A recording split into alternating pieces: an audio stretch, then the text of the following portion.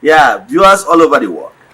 For some of you that are seeing me for the first time, Eze-Ana Ugochi to Belonorifite, Mobi Omakajugo. I'm an ancient high priest.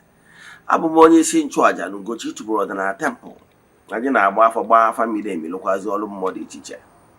Hapụkwazi m onye isi nchụaja na ọdịnala Restoration Evangelical Mission bụrụ onye mgbasa ozi ọdịnala Igbo.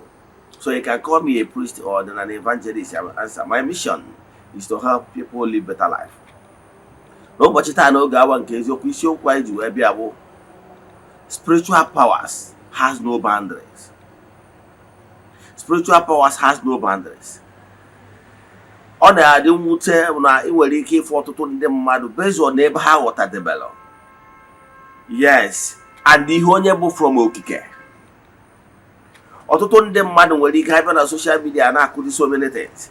Ụfọdụ nwere ike ịgwa gị na ị bụrụ onye Igbo na ị nwere ike ikpere onye Edo ekpere ma ọ bụ lụrụ onye Edo ọlụ ma ọ bụ lụrụ onye Bini ọlụ ma ọ bụ lụrụ onye Bayelsa ọlụ ma ọ bụ lụrụ onye Africa ọlụ. Who does that? Ọtụtụ ndị mmadụ aghọtara ihe gbasara spirituality a ekero Chukwu eke. Spirituality is one and the power, the absolute power is one. Kama na ihe dị n'ihe ewe ebe imedebelu na ebe ifudewelu na ihe imewuru. Yes, before now there was some raw powers, raw knowledge that are existing in creation. Mana because we mature to that level, they might not exist.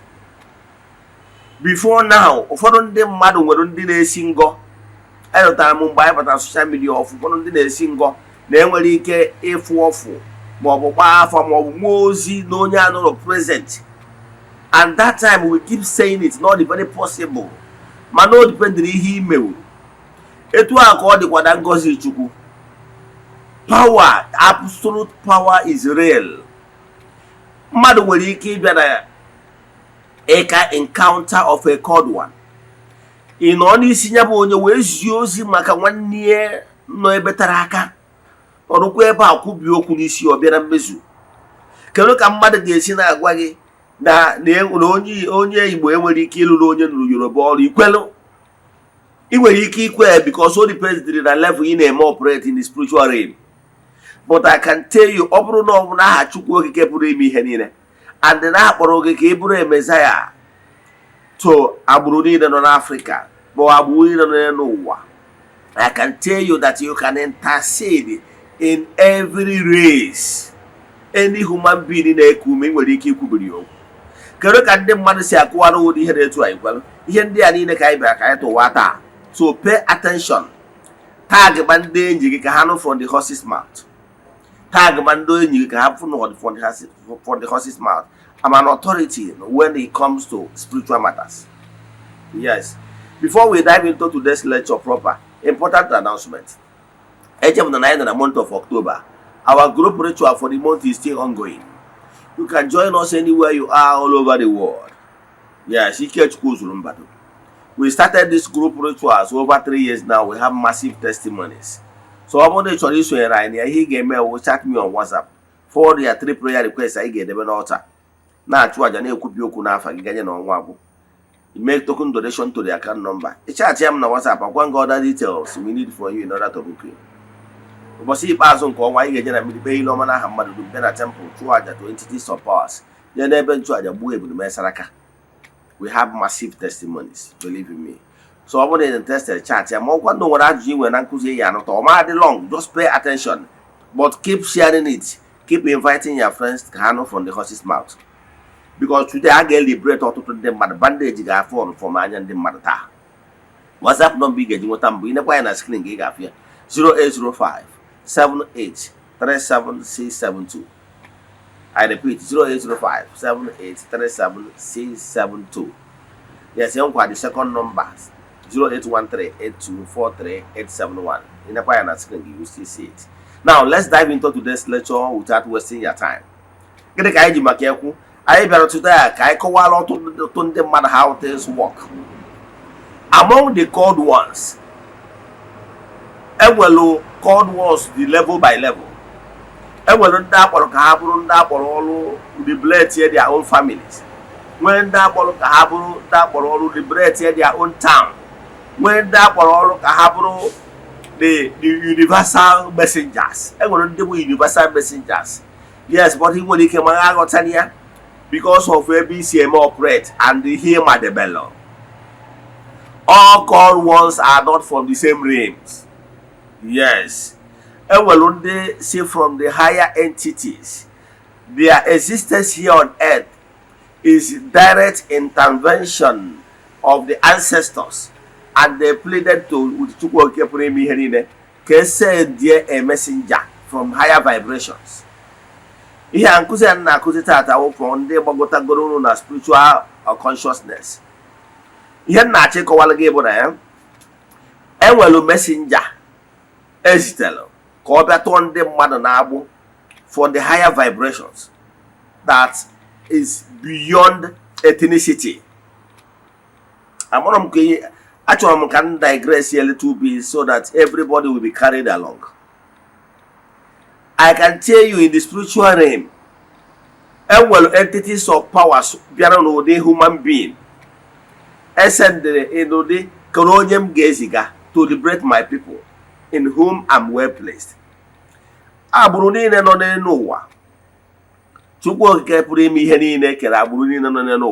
various reasons. But I can tell you that we Igbos are Igbo.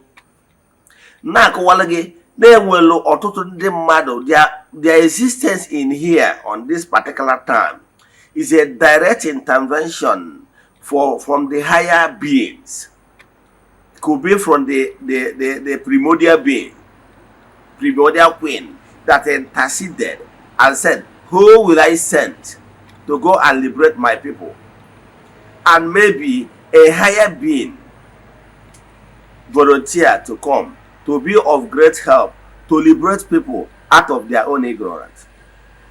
And a higher being, even if it's an angel, even if it's a higher being or other entities, they will not be able to operate in this gross material world without first of all wearing the earthly cloak, that is the flesh.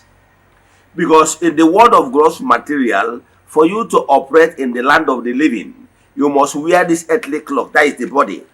Yes, some people in their mind, how will I say it? Some people you are seeing here on earth, some of the messengers, few of them are mystics in nature. They are here to create impact. They are here to attend jamborees. No, they are here to save souls. They are here as a liberator. They are here as a messiah. Their level operates higher than ordinary called ones. Yes, a called one will be an ancestor from the lineage. Say comes to save his lineage from Ega Hiuzo. There will some people operating in this gross material world, but they are mystics in nature. You will not know them because they still wear the normal blood body anybody wears in order for them to operate in these gross materials. Ordinary human beings as you are seeing them, and their powers come across all board. Because in a higher spiritual vibration teaching, I hope that you will be able to key in and understand it. You can never know someone that is sent from the higher realms, and even if you are sent from the higher realms, for you to enter this gross material, you must pass through the ethereal world. And once you are passing through the ethereal world, you will be allowed to wear the cloak, the earthly cloak. And the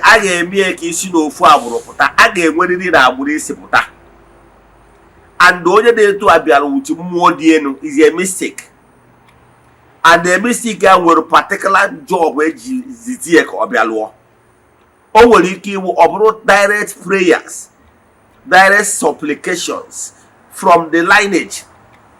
Onwere ike ọbụla aja ndị nna nna chụrụ ka liberate ya agbụrụ ya. o nwere ike ọ bụrụ ndị ichie nọ n'obodo unu ma ọ bụ n'ala Igbo mere direct supplication to Chukwu okike pụrụ ime ihe niile ka e zitere ha onye ga-abụ onye nzọpụta, then e wee jụzie onye ka ha ga-eziga. Esi na the spiritual realm send there a higher being, mana for that higher being to exist in this gross material, ọ ga-enwe nne nwe nna, because for you to exist in this gross material, it can pass through the natural laws, and natural laws demand that Imesinenu, because you have made a spirit, you will not be able to walk in hand with human beings. So therefore, you will be subject to your spirit more in the ethereal world before this gross material world, and you follow the process of reincarnation via a woman's body. Now, you take flesh and grow as normal human being.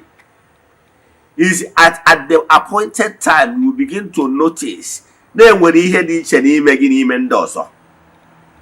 Onye dị etu a kpọtalụ ka ọ bụrụ a great messiah to Africa. Onye dị etu a nwere powers ikwubi okwu n'isi onye Africa ọbụla ọbịa na mmezu. Onye dị etu a nwere ike ime intercede on behalf of any human being here on earth ọbịa na mmezu, because no si na mmụọ dị enu. So atarakwa m ndị na-eje asị na ebe ọ bụ na ịbụ onye Igbo n'ọsọ onye Igbo ya alụrụ gị ọrụ, ọ bụrụ na ịbụ onye Mbaise n'ọsọ onye Mbaise ya alụrụ gị ọrụ, ọ bụrụ na ịbụ onye Ọnịcha n'ọsọ onye Ọnịcha ya alụrụ gị ọrụ. Ndị na-etu a na-ekwu from the abundance of little knowledge they have, but that does not mean na enwere higher entities, higher spiritualists that can break every yoke and every boundaries. Come on, ihe ụfọdụ na-ekwu ekpere based on their little knowledge of how things work and the basic knowledge in the spiritual realms and matters. Enwere ndị bụ gurus by birth, ha bịara with mmụọ dị elu to make an impact, and it's only when you pay a deep attention to these people you'll be able to understand na enwere ihe dị iche. They are not noise makers all over the world. Go and check all the gurus. Yes, check all the gurus and spiritual entities. Check all of them all over the world. One thing about them is that they are very simple. Sometimes you begin to ask yourself, is he the Messiah? Remember the word about John the Baptist in the Romans. Onye a na-akpọ Jesus onye Messiah ha na-ene anya na agbụrụ ha ka enwere onye ọzọ because of his simplicity. But I can tell you na ọ bụrụ na ịbụ onye nwere anya ime mmụọ, that you are permitted to grasp the knowledge and the vibration of these called ones, you will know them. They might not be of noise making. You can go and check all these the Buddhas of this world, the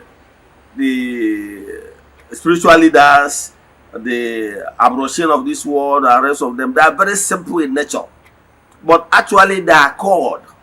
So what I'm saying in essence is that anybody that is telling you that a higher spiritual vibration person, somebody that comes with high spiritual vibration, enwere ike ikwubi okwu n'isi gị, irrespective of your tribe and creed, or obodo isi wee bịa ọ bịa na mmezu, the person is a pathological liar, because the person don't understand how things work in creation. I'm here to address those people that always tell you that no spiritualist, if the spiritualist is not from your town, that's all Omaga.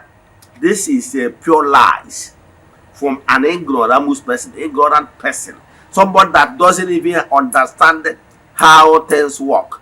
Based on his little understanding from where he comes from, he thinks that that is how it is. It's not true.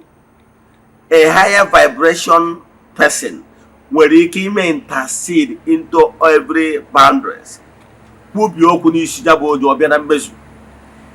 don't want to start citing many holy books, because some of you, if I begin to cite the Book of Death, begin to cite the Lion of Africa, begin to cite In the Light of the Truth, begin to cite the Heaven Opens, begin to cite all the Buddha and rest of them. You have not read them. So there's no point using what you don't know to express my point. But what I can tell you, n'ihi ụwa bụ ebe ịfụ debelụ na ebe ịma debelụ na mmụọ enye debere gị.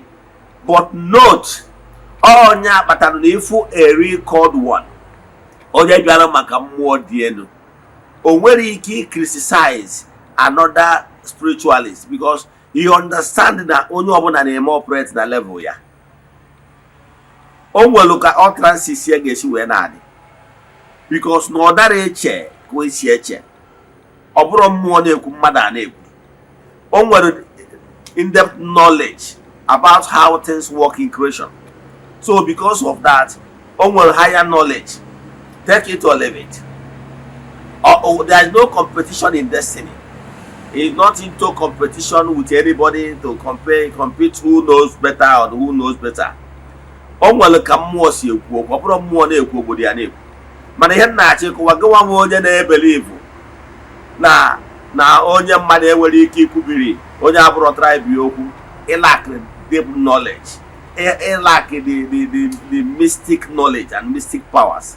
Emma, that spiritual power has no boundaries. Let me stop here. I don't want this lecture to be done too long. If you want to chat me, you can still chat me on my WhatsApp number 0805 78 37 672 or 0813 8243 871. Now on screen, you have these numbers. Let us pray. Ekwem na Chineke. Ekwem na ọ dị ihe siri m ike nke Chineke na-apụghị izi m ụzọ m ga-esi lụwo ya n'ihi na ọ mazuru ihe niile. Obi m siri ike na Chineke emeworo m ya. Ya gazie. May the blessing of Chukwu nke Africa bless you all. May the blessing of Chukwu okike pụrụ ime ihe niile be with you all now and forevermore. Ya gazie. Udo dịrị unu.